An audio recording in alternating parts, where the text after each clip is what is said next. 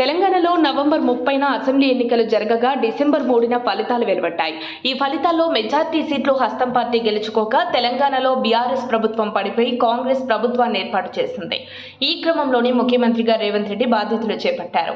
రేవంత్ నాయకత్వంలో కాంగ్రెస్ సర్కార్ ఏర్పాటు చేసి నెల రోజులు కాకముందే ఇచ్చిన హామీలను ఒక్కొక్కటిగా అమలు చేస్తూ రాష్ట్ర ప్రజల నుండి ప్రశంసలను అందుకుంటోంది.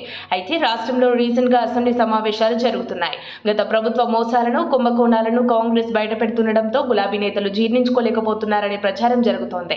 అసెంబ్లీ కూడా సజావుగా జరగకుండా బీఆర్ఎస్ నేతలు అనుక్షణం అడ్డుపడుతున్నారని ప్రచారం లేకపోలేదు. అయితే ఇటీవలే సీఎం రేవంత్ రెడ్డి పాలనపై ఓ మీడియా చిట్చాట్లో ఎమ్మెల్యే దానం నాగేందర్ కీలక వ్యాఖ్యలు చేశారు. సీఎం రేవంత్ రెడ్డి పరిపాలనలో జాగ్రత్తగా వెళ్తున్నారని, ఆచితూచి అడుగులేస్తున్నారని బీఆర్ఎస్ ఎమ్మెల్యే దానం నాగేందర్ తెలిపారు. సీఎం పదవి రేవంత్ కు చిరకాల వాంఛ అని, అంత ఈజీగా రేవంత్ ఏది వదులుకోరని అన్నారు. తమ ఎమ్మెల్యేలు కొందరు కాంగ్రెస్ ప్రభుత్వంపై ఫ్రస్ట్రేషన్ లో మాట్లాడుతున్నారని ఎమ్మెల్యే దానం నాగేందర్ వెల్లడించడం విశేషం. 6 నెలల్లో కాంగ్రెస్ ప్రభుత్వం పడిపోతుందని కొందరు నేతలు అనడం సరికాదన్నారు.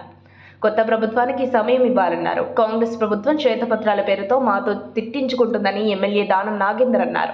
ఏదేమైనా కానీ రేవంత్ నాయకత్వానికి ఎమ్మెల్యే దానం నాగేందర్ జై కొట్టారనే ప్రచారం జరుగుతోంది. కాంగ్రెస్ ప్రభుత్వంపై ఎమ్మెల్యే దానం నాగేందర్ పొగడ్తల వెనుక మర్మాలేంటో అర్థం కాక గులాబీ నేతలు కంగుతింటున్నారని వార్తలు పుట్టుకొస్తున్నాయి. సీఎం రేవంత్తో ఎమ్మెల్యే దానం నాగేందర్కు పాత పరిచయాలుండటంతో లోక్సభ ఎన్నికల ముందు ఆయన కాంగ్రెస్ తీర్థం పుచ్చుకుంటారనే వార్తలు గుప్పమంటున్నాయి.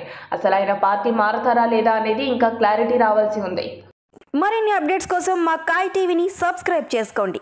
మా వీడియో కనుక మీకు నచ్చినట్లయితే లైక్ చేయండి, షేర్ చేయండి.